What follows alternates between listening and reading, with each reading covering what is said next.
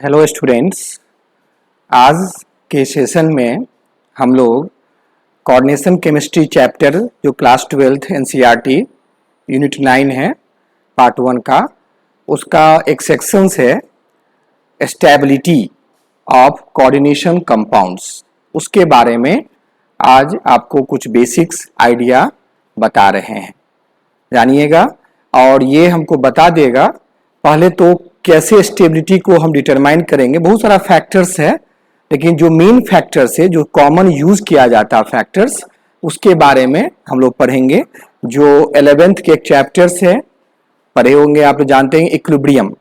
उस इक्विलिब्रियम में कॉन्सेप्ट है लॉ ऑफ मास एक्शंस, है ना। उस प्रिंसिपल्स पर जो वेद साहब दिए थे, उनके प्रिंसिपल्स पर हम लोग किसी कॉम्प्लेक्स के स्टेबिलिटी को हम लोग फाइंड आउट कर सकते हैं। एक्चुअली स्टेबल है अनस्टेबल है ये तो एक्सपेरिमेंटल डाटा है, लेकिन थ्योरेटिकली भी हम उसको परसेप्ट कर सकते हैं, उसका परसेप्शन हमको आ सकता है।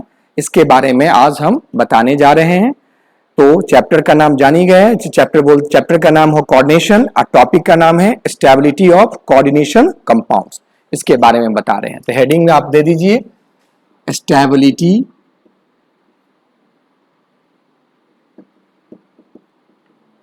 Of coordination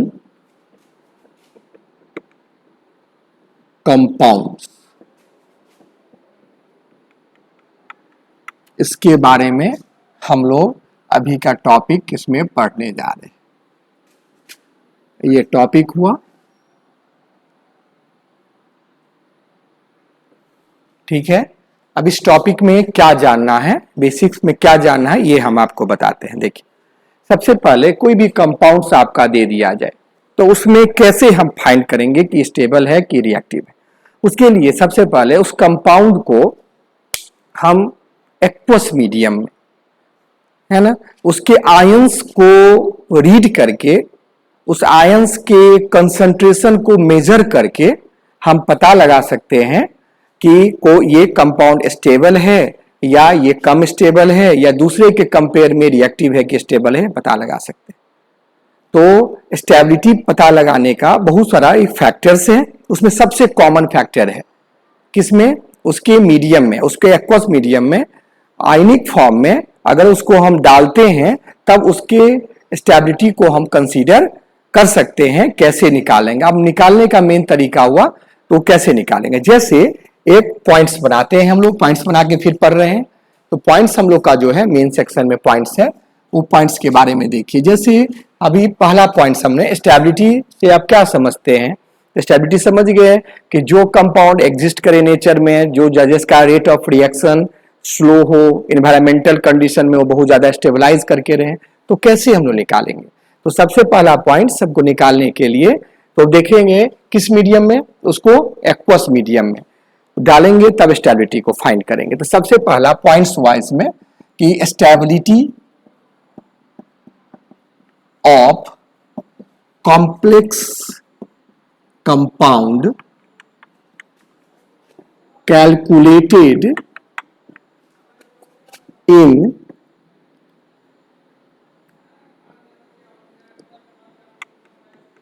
aqueous medium by evaluating concentration of ions। Concentration of ions, जैसे आप आयंस, बहुत सारा आयंस हो गए, तो उसमें आयंस में यहाँ पर जो कॉम्प्लेक्स कंपाउंड में दो चीज, एक मेटल से, दूसरा क्या है लिगेंड से। तो मेटल लिगेंड किस प्रकार एसोसिएट हो रहा, जिसका हम पहले एसोसिएशन अगर हम पता लगा लेते हैं किस रेट से एसोसिएट हो रहा है, जुड़ रहा है, तब हम आराम से उसका क्या निकाल सकते हैं, स्टेबिलिटी फाइंड कर सकते हैं। तो इसको हम ऐसे भी लिख सकते हैं कि रेट ऑफ एसोसिएशन या फॉर्मेशन इसको कह सकते हैं, formation of complex compound suggest us stability, suggest us its stability, its stability. अब हाउ, कैसे, बात हुआ कैसे इसकी स्टेबिलिटी को हम लोग फाइंड कैसे करें। तो इसके लिए देखिए पहले समझने की कोशिश कीजिए। जैसे कोई भी चीज है, जैसे मान लीजिए मेटल है, मेटल के साथ लिगेंड है, जैसे एन लिगेंड है,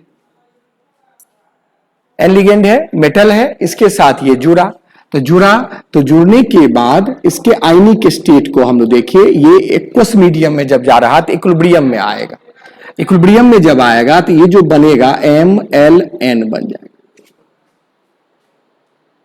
ठीक है।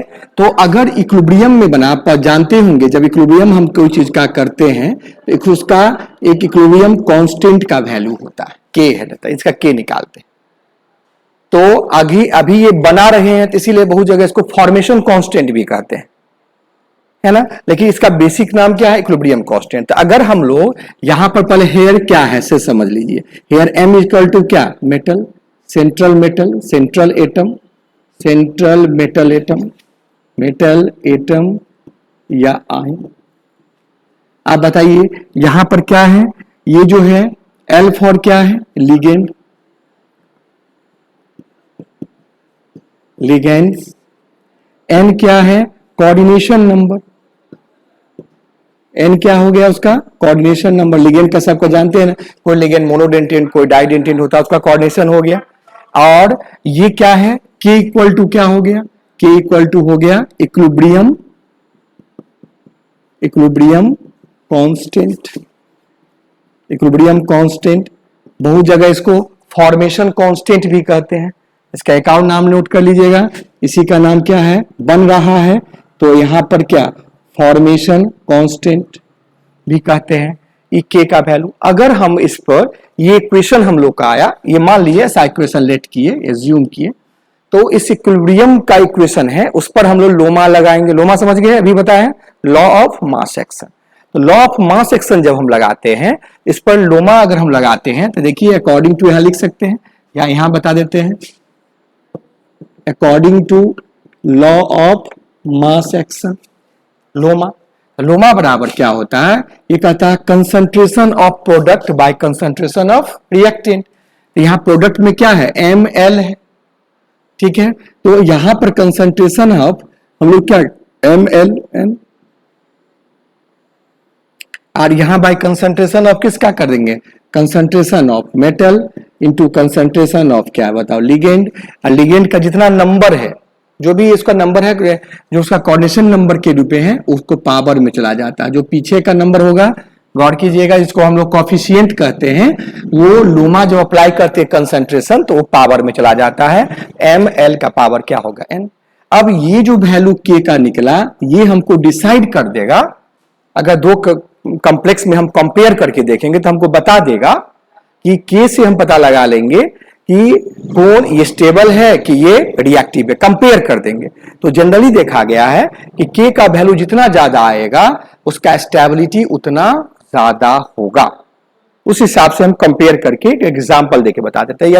अभी क्या जाने कि जितना ज्यादा रेट ऑफ फॉर्मेशन होगा, जिस रेट ऑफ फॉर्मेशन से हम लोग अगर फॉर्मेशन का कांस्टेंट निकाल लेंगे, उससे पता लगा देंगे कि ये स्टेबल है कि रिएक्टिव है, या दो में कंपेयर करके बता सकते हैं कि व्हिच वन इज स्टेबल और व्हिच वन इज रिएक्टिव। अब कैसे करेंगे कि एग्जांपल लेके आपको हम बताते हैं।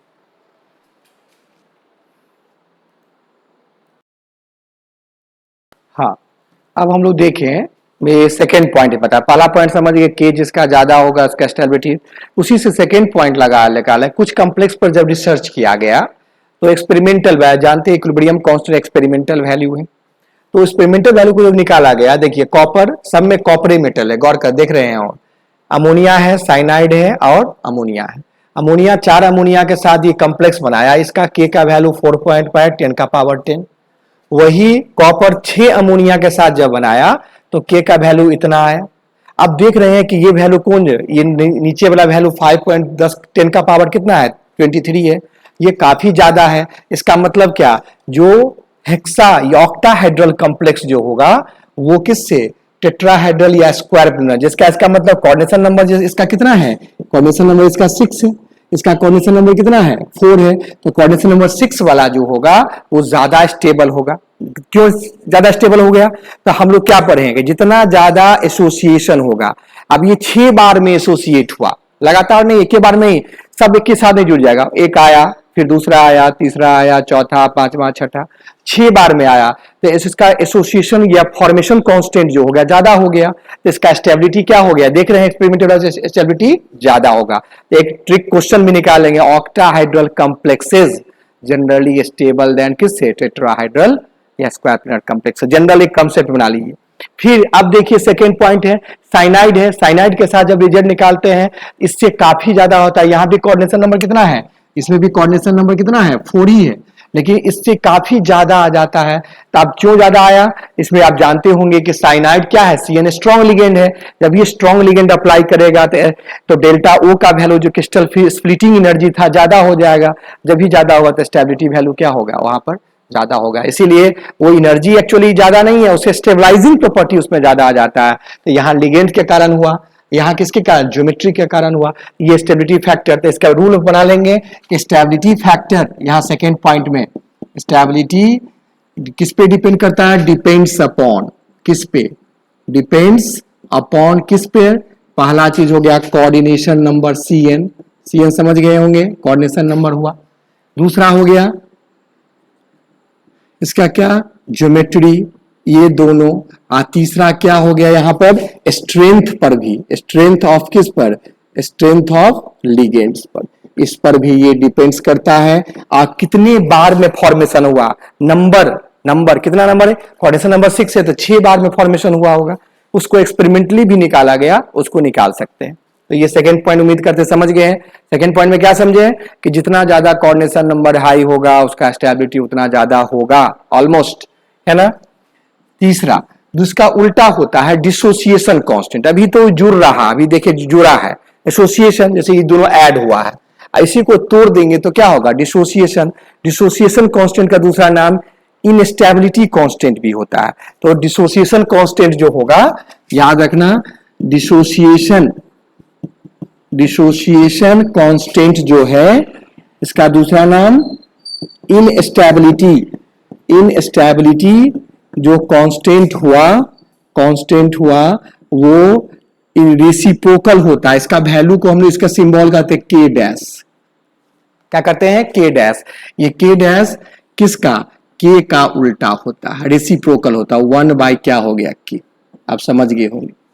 इसका K ज्यादा उसका K डैश कम, K डैश माने क्या, डिसोसिएट कर रहा या इंस्टेबिलिटी कांस्टेंट हो जाएगा किसी कॉम्प्लेक्स का। अगर हम लोग K डैश, जैसे इसका अगर हम इसी एग्जांपल में देखिए, यहाँ Cu है, NH3 का होल 4 है, 2+ है। अब इसको हम लोग डिसोसिएट करवाए तो यहाँ मेटल अलग होगा और लिगेंड अलग होगा। ये जो 2+ किस पर चार्ज है, ओवरऑल चार्ज किस पर है, मेटल पर है, तो इसको हम लिख सकते हैं Cu2+, और यहाँ पर कितना अमोनिया है, 4 अमोनिया है, तो यहाँ 4 NH3 कर देते हैं। तो यहाँ पर जो हम लोग निकालेंगे वो क्या, K निकालेंगे कि K डैश, K लिखना सही है कि K डैश सही है, K डैश है। तो K डैश क्या आएगा, K का उल्टा आएगा। तो K कितना है, वह 4.1 है, इसको K डैश का वैल्यू होगा 1/4.5 इंटू 10 का पावर 11। इस पर भी ये वैल्यू ऐसे करके भी पूछ सकता है। स्टेबिलिटी कांस्टेंट हुआ और डिसोसिएशन कांस्टेंट हुआ। अब आता है कि कैसे एक्सपेरिमेंटली हम उसको एक्सप्लेन करें। जो मल्टीपल स्टेप में जो स्टेबिलिटी कांस्टेंट निकालते हैं उसको हम लोग बीटा द्वारा इंडिकेट करते हैं। सब स्टेप जैसे 4 स्टेप में बना, तो पहला का K1 फिर K2 फिर K3, सबको अगर हम सॉल्व करते हैं तो उसका जो एक ओवरऑल K आया, तो ओवरऑल K को हम लोग क्या कहते हैं, बीटा कहते हैं। उसको एक एक्सपेरिमेंट देके हम बता देते हैं। आप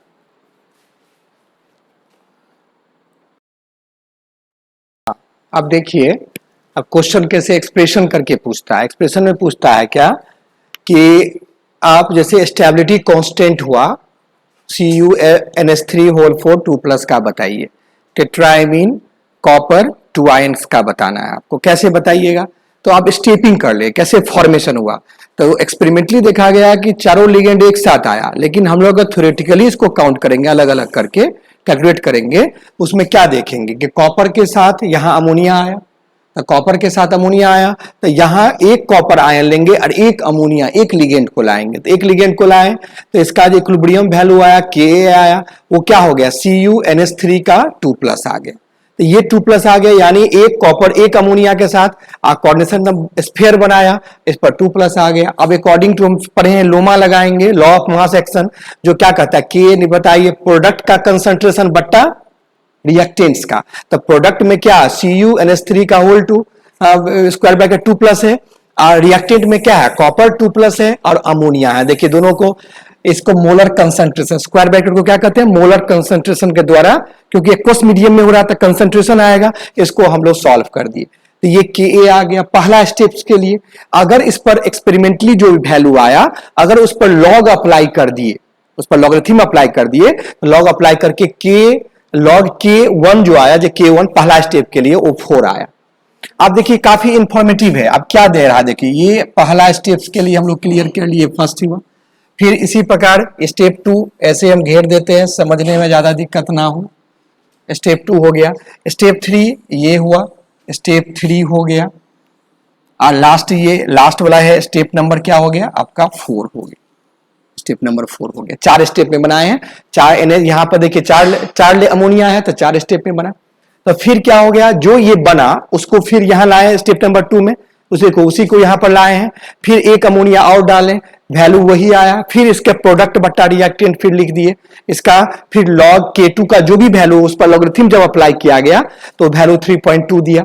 फिर इस देखिए CuNH3 का होल 2 हो गया, देखिए होल 2 को फिर रिएक्टेंट लाए, फिर तीसरा अमोनिया मॉलिक्यूल को इंट्रोड्यूस किए इसमें, थर्ड अमोनिया गया, फिर यहाँ होल 3 बन गया, फिर K3 निकाल लिए, जो वैल्यू आया लॉग K3 बराबर 2.7 आ गया। फिर चौथा आप देखिए 3 बन चुका है, फिर चौथा डालें, चौथा ये बन के तैयार हो गया। अब इसमें अगर हम देख रहे हैं, इसके वैल्यू को अगर हम देख रहे हैं, तो वैल्यू में देखिएगा सबका सब क्रॉस हो रहा है, सब कट जाएगा। देखिए यहाँ रिएक्टेंट में NH3, देखिए गौर करना, NH3 है 2 है, ये इससे कैंसिल हो गया, फिर ये इससे कैंसिल हो गया, नहीं देख रहे हैं, ये फिर इससे कैंसिल हो गया। तो बचा क्या हमारे पास, ये बचा, और प्रोडक्ट क्या बचा, ये बचा, अब बाकी क्या बचा अमोनिया। तो इसको ऐसे ऐड करके लिख सकते हैं ना, क्या बचा देखिए Cu2+ बचा, गौर कीजिए Cu2+ इधर साइड में, इधर 1 2 3 4 4 अमोनिया, तो लिखे प्लस 4 NH3, फिर ये गिब्स दिया। अब देखिए सब कैंसिल हो गया है, बचा केवल ये नीचे वाला, तो क्या हुआ CuNH3 का क्या बच गया होल 4 बच गया, ऊपर में क्या 2+ था। उसी प्रकार इक्विलिब्रियम कांस्टेंट को अगर काटेंगे, इसको अगर हम लोग सॉल्व करते हैं, तो इस चारों वैल्यू को हमको क्या करना, मल्टीप्लाई करना पड़ता है, ऐड नहीं करेंगे। ये यहां पर क्या कंसंट्रेशन हमेशा मल्टीप्लाई होगा। अगर हम इसको मल्टीप्लाई करते हैं तो मल्टीप्लाई करने से ये वैल्यू सब अलग अलग करके वैल्यू आएगा, सब कट जाएगा, सब कटेगा। देखिए कैसे कटेगा, इसको यहां समझ गए होंगे, इसको हम भी मिटा रहे हैं, इधर तो समझ गए नहीं कैसे आया, तो ओवरऑल रिजल्ट हमको ये आया, और ये कैसे कटेगा इसको हम बता देते हैं।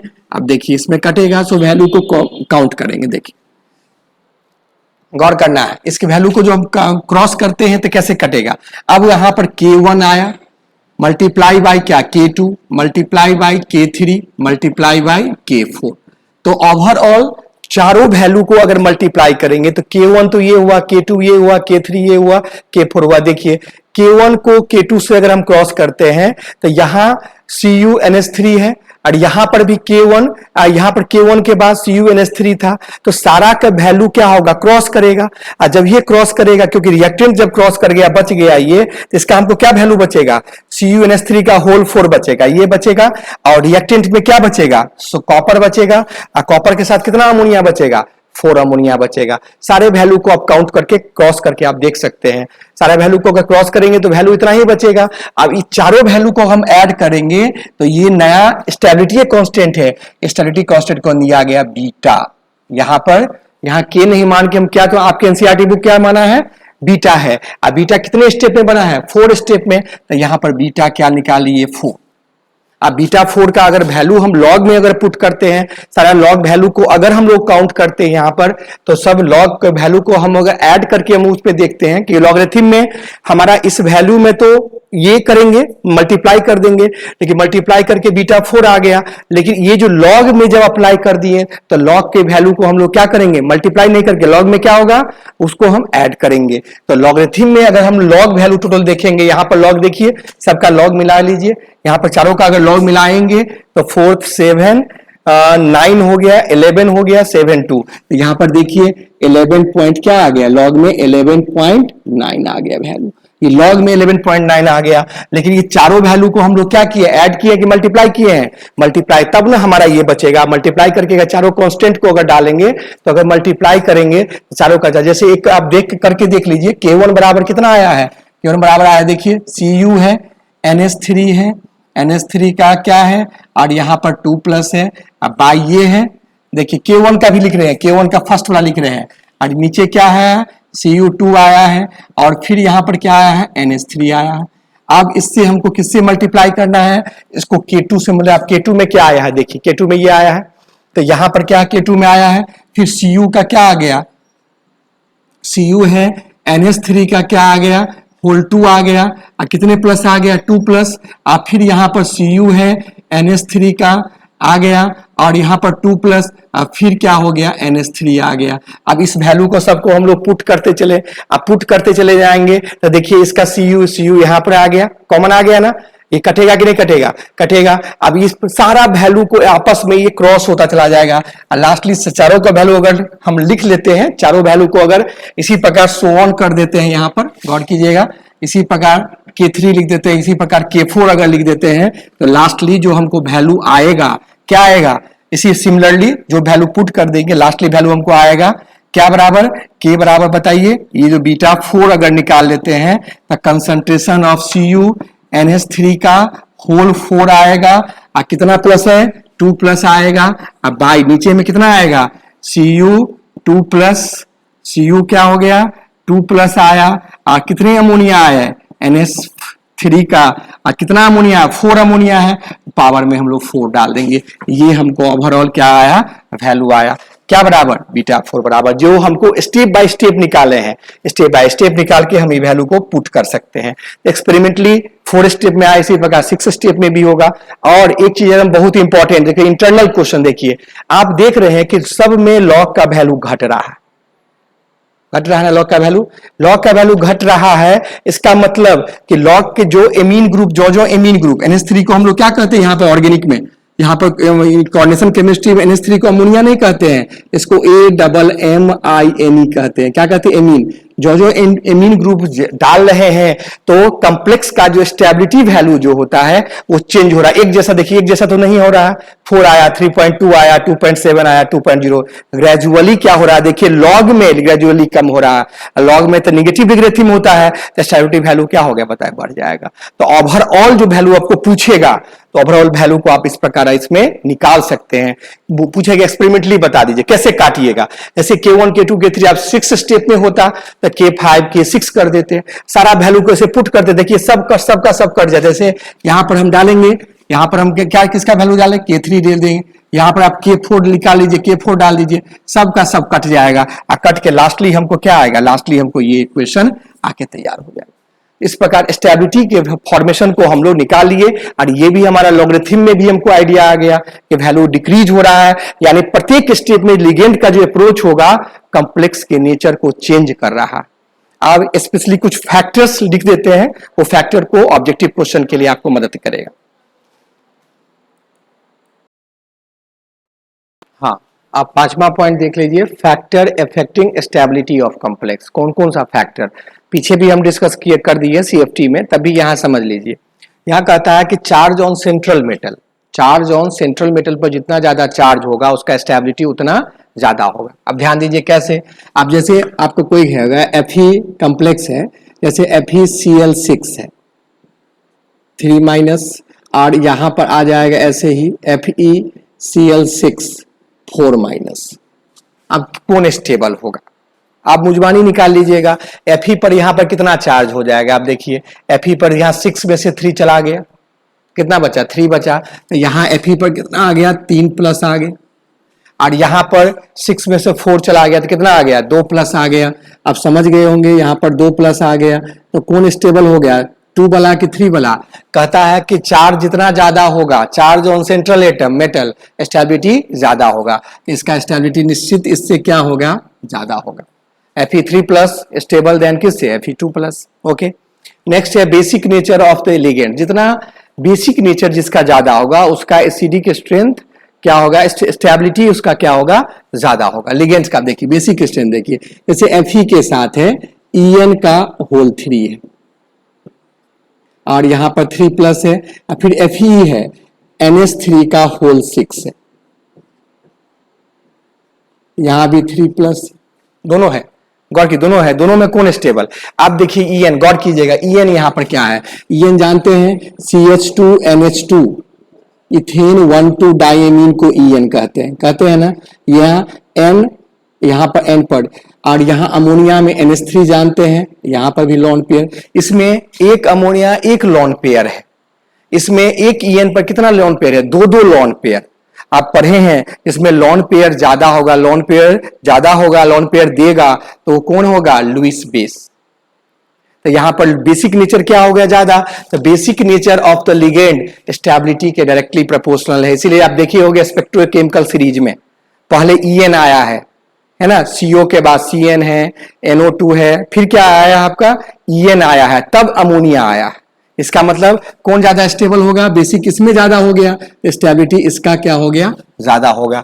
आज चिलेटिंग लिगेंड जानते हैं, चिलेटिंग लिगेंड यही हुआ जब ये मेटल है और मेटल के आसपास यहां पर अगर ये लिगेंड ऐसे घेर लिया, बढ़ाए थे वीडियो नंबर 1 या 2 में देखिए चिलेशन फिलोमिना बताए थे, जब लिगेंड को इलेक्ट्रॉन प्रोवाइड करता है मेटल एरिया को घेर लेता है, दैट इज कॉल्ड चिलेशन। तो चिलेटिंग लिगेंड जो होगा यानी डाइडेंटेट पॉलीडेंटेट लिगेंड जो चिलेटिंग लिगेंड होता है वो स्टेबिलिटी को क्या करेगा बढ़ा देगा, है ना। कोई अगर पूछ देगा, कोई आपके एनसीईआरटी बुक में भी क्वेश्चन है, जैसे बहुत जगह आपको C2O4 दिया हुआ 2-, ये चिलेटिंग लिगेंड से कैसे है कि इसका स्ट्रक्चर कैसे देंगे, C double bond O, C double bond O, फिर O के साथ माइनस, फिर O के साथ माइनस, अब मेटल को इस प्रकार क्या किया घेर लिया, तो ये भी चिलेटिंग लिगेंड हो गया। चिलेटिंग लिगेंड स्टेबिलिटी को क्या करेगा बढ़ा देगा, तो ये ज्यादा स्टेबल होगा। Chelating ligand ring, chelating ligand ring किसमें ऑफ किसका लिगेंड्स का directly proportional to what stability.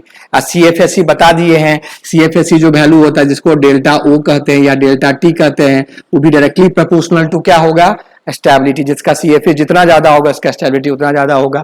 और इक्विलिब्रियम अभी पढ़े हैं, इक्विलिब्रियम और या फॉर्मेशन कांस्टेंट, EQM क्या हो गया इक्विलिब्रियम या फॉर्मेशन कांस्टेंट, जिसका जितना ज्यादा होगा उसका स्टेबिलिटी वैल्यू उतना ही क्या होगा ज्यादा होगा।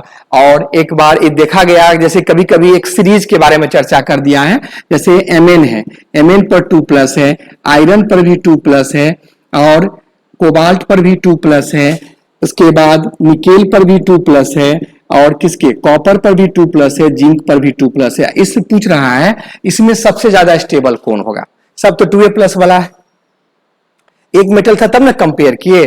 तो इसमें एक साइंटिस्ट थे उनका नाम था इरविंग, और उनके फ्रेंड थे उनका नाम था विलियम, बहुत इरविंग विलियम एक ही साथ जोड़ दिया गया है, दोनों विलियम। एक सीरीज बनाए, ये सेट बनाए, एक रूल बनाए, उसमें एक सीरीज हो गया इरविंग विलियम सीरीज के हिसाब से ये बताया कि साइज जितना छोटा होगा, साइज जितना छोटा होगा उसका क्या होगा, उसका स्टेबिलिटी वैल्यू ज्यादा होगा। आप जान पढ़े हैं लेफ्ट टू राइट, देखिए 25 atomic number, 26, 27, 28, 20 left to right है। लेफ्ट टू राइट साइज क्या होता है घटता है, साइज घटता है तो उसका स्टेबिलिटी वैल्यू क्या होगा बढ़ेगा। तो which one is more stable, which one is more stable what.